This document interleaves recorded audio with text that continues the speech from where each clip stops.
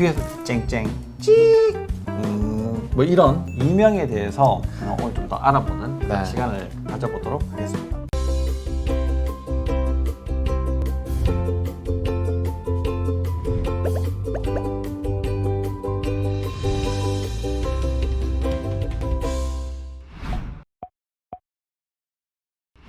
안녕하십니까. 아프지 마쇼의 닥터 준스 김준영입니다. 안녕하십니까. 아프지 마쇼의 닥터 준스 조준호입니다. 네. 오늘은 이게 좀 특이한 네. 내용이지만 또 원장님의 또 전문 분야를 얘기를 좀 해보려고 하는데 이게 알게 모르게 이런 분들이 많이 있어요. 네네. 여기 이제 고운 좋은 음악 소리, 바람 소리, 빗 소리 이런 것들 좋지 않습니까? 네네. 듣고 있으면 마음이 편안해지고 이런데 그런 것들을 방해하는 네. 귀에서 쨍쨍 찍 뭐 이런 네네. 이상한 소리들 그 이제 이명이라고 네. 하지 않습니까? 이런 이명에 대해서 오늘 좀 더 알아보는 네. 시간을 가져보도록 하겠습니다.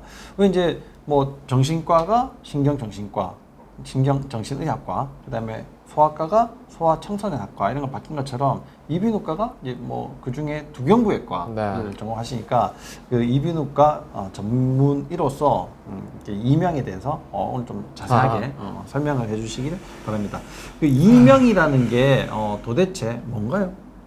참 어렵죠. 어렵기도 하고 치료도 안 되는 게 이제 이명증인데요. 그러니까 말하자면 귀에서 소리가 나는 거예요. 이제 다양한 형태의 소리가 나지만 아까 말씀하신 대로 뭐 전자기파 같은 소리가 나기도 하고 바람 소리가 나기도 하고.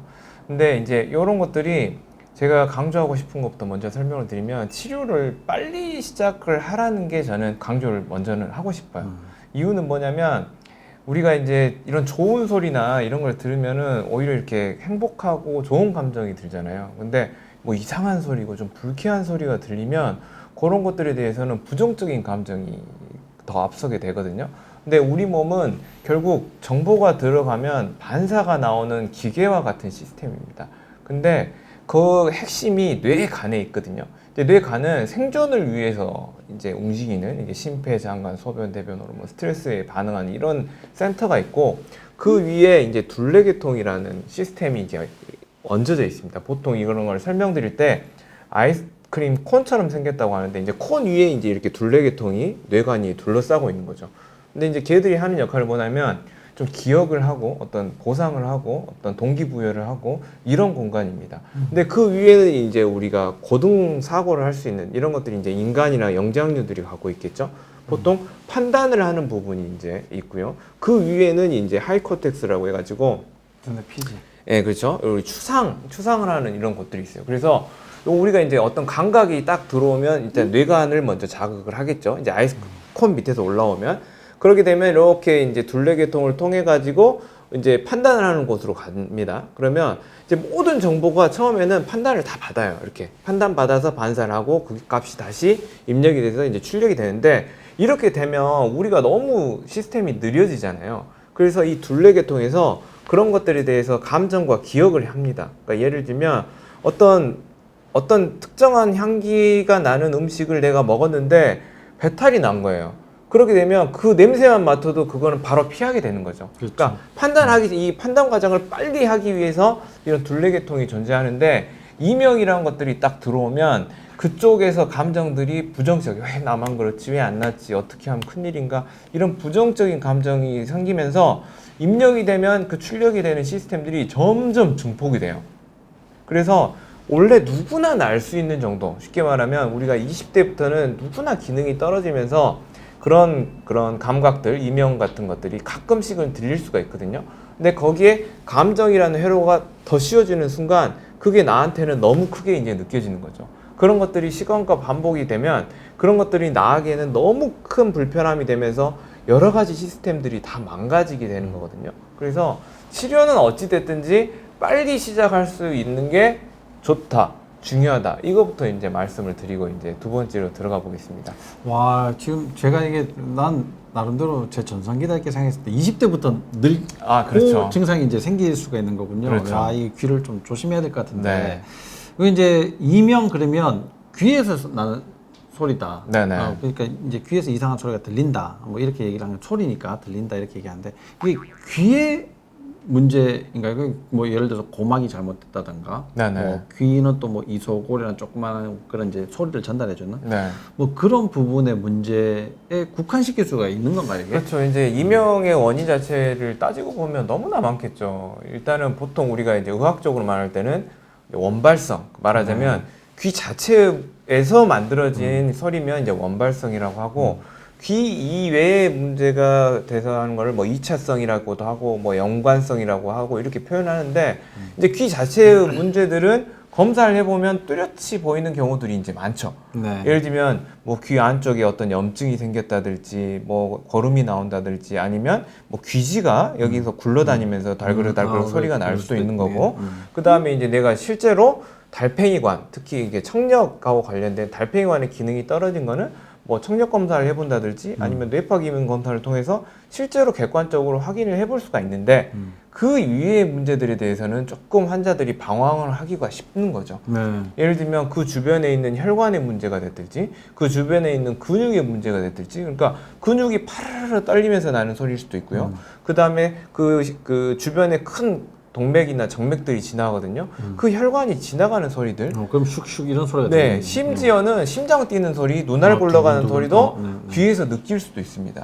그래서 이제 그런 부분들까지 있으면 이제 환자들이 방황을 하기 때문에, 그럴 때일수록 우리는 좀 더 밑으로 좀 더 베이스에 깔려 있는 어떤 문제들이 있는지를 찾아봐야 된다는 거죠. 아, 그럼 밑에 깔려 있는 베이스의 문제들 좀 찾아봐야 될 것 같은데. 네. 자, 귀의 원발적인 문제들은 이비인후과에 가면 이제 진단이 네, 잘 네. 될 것 같고, 네. 그럼 이제 이비인후과에서 진단하지 못하는 게 이제 그 주변의 문제들 있지 않습니까? 네, 네. 뭐 한 가지 예를 들자면 네. 이제 턱관절도 그렇죠. 굉장히 영향을 많이 줄 것 같은데, 그런 이외의 문제들은 도대체 뭐 어떤 게 있을까? 일단 제일 흔하게 볼 수 있는 거는 이 두경부하고 관련된 근육들의 문제입니다. 네. 첫 번째는. 그다음에 두경부 근육. 네. 두 번째는 귀하고 관련된 혈액순환 문제로 볼 수가 있는 거죠. 근데 그 혈액순환 문제는 결국 귀 자체의 문제가 될 수도 있습니다, 실은. 네. 그래서 이 귀 두경부의 근육 문제로 이야기를 하자면, 얘들이 존재하는 이유가 뭐냐? 지금 머리 떨어지지 않으려고 지금 얘를 버티어대고 잡고 있는 거거든요. 결국 중력이 나를 떨어뜨리는데, 말하자면 우리 저기 머리를 볼링공이라고 따졌을 때 볼링공을 이렇게 들고 있으면 오래 편하게 들 수 그렇죠. 있죠. 가볍죠. 근데 이렇게 들고 있어 보세요. 얼마나 버틸 수 있겠느냐. 근데 우리가 뭐 핸드폰하고 뭐 PC 작업하고 이런 환경들은 대부분 볼링공을 이렇게 들고 있는 거거든요. 아, 그렇죠. 그렇게 되면 머리가 네, 머리를 떨어뜨리지 않으려고 목 근육은 굉장히 수축하고 반복되는 피로 속에서 지낼 수밖에 없습니다. 그렇게 되면 근육에 문제가 생기면서 그런 것들에 의한 이런 소리들이 여기에 전달이 될 수가 있는데, 그 이유가 뭐냐? 특히 저작근의 문제들이, 그러니까 턱을 움직이는 근육들의 문제가 생기는데, 이 턱이라는 공간 자체는 머리에 탁 끼워진 거거든요. 네. 근데 턱의 움직임에 문제를 주는 저작근의 문제가 발생을 하면 이 머리뼈가 통짜로 하나가 아니거든요. 네. 서로 이렇게 얼기설기 이렇게 얽혀 있습니다. 그게 어렸을 때는 이렇게 떨어져 가지고 천문이라고 하는 구멍이 있을 정도거든요. 그게 어른이 되면서 융합이 됐지만 그래도 얘들이 유격이 있습니다. 어느 정도는. 그래서 턱이 이상하게 움직이면 그 근육들이나 이런 이 두개골을 비트는 골 힘들, 자체가 비트는 힘들이 되는 거죠. 그 미세한 소리들을 이게 얘들이 전달이 되는 거죠. 그래서 이제 그런 문제들이 첫 번째 있겠고요. 두 번째 혈액순환 문제를 말씀드리는 거는, 자, 귀 자체의 문제, 특히 달팽이관의 기능이 떨어지면서 생기는 이명증이 가장 실은 흔할 겁니다. 그러면 그 달팽이관의 기능을 유지하려면 달팽이관으로 가는 혈액순환이 유지가 되어야 되거든요. 그래야지 뭐 보청기를 쓰든지 무슨 혈액순환 개선제를 먹든지 뭐 이명을 떨어뜨리게 하는 뭐 항불안제를 먹든지 이런 것들도 도움이 될 건데, 혈액순환 자체가 떨어져 있으면 아무것도 안 되는 거거든요. 그럼 그 혈액순환은 어디서 시작이 되느냐?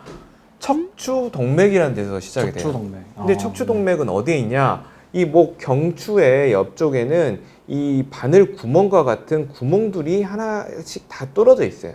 그래서 척추동맥이 이 바늘 귀에 실 꿰듯이 쭉 올라가면서 결국에 두개골 안으로 들어가서 귀로 가거든요. 척추 옆에 있는 구멍으로 이렇게 이제 네. 통해서 간다 이거죠. 네. 쭉 이렇게. 그래서 목이 펼쳐지거나 꺾여지거나 뭐 돌리면 결국 척추 동맥에 혈액순환 장애가 발생을 하고 특히 상부 경추에 문제가 있는 경우에 더 치명적이겠죠. 그렇죠. 그렇게 되면 귀로 가는 혈액순환이 떨어지면서 귀의 기능이 하루 떨어지는 속도가 가속화될 겁니다. 그런 상황에서 아무리 다른 걸 해줘도 효과가 적거나 더 문제는 가속화되는 거죠. 그러니까 이런 것들을 조금 환자들한테 이렇게 설명을 드리는데, 말하자면 이 목의 문제가 귀의 문제까지를 일으킨다는 거거든요. 즉 구조의 문제가 내부의 기능 문제를 일으키는 거죠. 그러니까 집이 기울어져 가고 있는데 이 인테리어를 아무리 바꾸고 뭐 PC를 바꾸고 뭐 전등을 바꿔도 그 건물은 무너져가. 그러니까 이 대세를 거스를 수가 없습니다. 그렇죠. 그래서 우리가 먼저 치료를 해야 되는 거는 무너지지 않도록 자꾸 뭐라도 받쳐줘야 되고 단단히 해줘야 되고, 그 무너지는 자세를 바꾸는 것부터가 치료가 반드시 돼야 됩니다. 그래서 우리가 이제 이명으로 이야기를 시작을 했지만, 자율신경 기능의 핵심인 경추의 안정된 기능, 경추의 바른 자세가 모든 치료의 베이스가 되겠고, 그 위에다가 필요한 어떤 중요한 뭐 혈액순환 개선제, 뭐 영양제, 좋은 음식, 식이요법들을 해주면 이명도 많이 다스려질 수가 있습니다. 여기서 마지막으로 우리가 이제 힌트를 좀 하나 드릴게요. 아까 초반에 말씀드린 내용 중에 하나가 어떤 불쾌한 자극들은 불쾌한 감정을 만들면서 그 문제들을 증폭시킨다고 했거든요. 그러면 그런 자극들에 대해서 다른 자극으로 조금 더 덮어보는 것도 방법이 될 수가 있어요. 나한테 불쾌한 어떤 이명이 발생을 하면 다른 내가 좋아하는 맛을 느낀다거나, 아니면 좋은 향기를 맡는다거나, 좋은 음악을 듣는다거나 해서 이런 오감을 통해서 그런 불쾌한 자극들을 낮춰주면 또 사그라기 들을 수가 있습니다. 그래서 너무 그 생각에 매몰되어 있지 마시고 또 다른 이런 오감을 이용해서 자극들을 낮춰줄 수도 있기 때문에 그런 것들도 주변에서 잘 이용을 해보시면 좋을 것 같습니다. 감각을 분산시켜라. 네. 이게 굉장히 이제 좋은 거네요. 근데 이제 1차성 아니면 이제 원발성, 네. 또 2차성, 네. 뭐 연관성, 뭐 이렇게 이제 분류를 사실 우리가 하고 있긴 하지만 네. 그 근본 자체는 이게 뭔가 다른 것이 있다. 네, 그 중에 이제 자율신경이 네. 굉장히 중요하고 또 혈액순환 이게 매우 중요하다라는 얘기네요, 그죠? 이게 참 우리가 이제 얘기를 하고 진료를 하고 있지만 뭐 여러 가지 질병에 진짜 가장 근본적으로 문제들을 일으키는 그런 치료들을 하고 있다는 게 굉장히 큰 자부심을 또 느끼기도 하는 시간이었던 것 같습니다.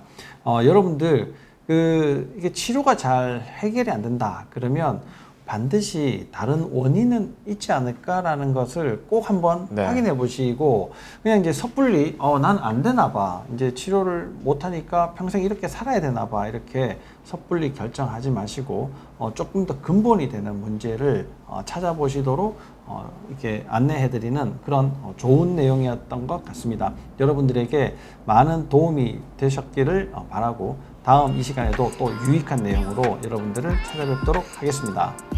감사합니다. 감사합니다.